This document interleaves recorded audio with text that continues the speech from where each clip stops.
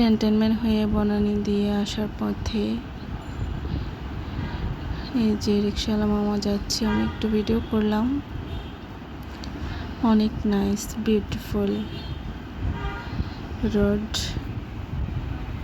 Wow.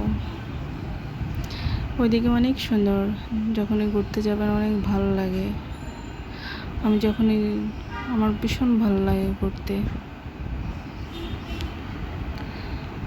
Gulshan, Banani, Dhanmondi অসাধারণ। এদের পরিবেশ পরিপাটি অন্যরকম,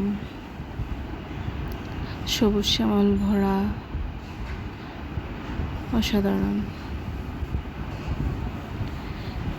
ভিআইপি জায়গা তো, তাই।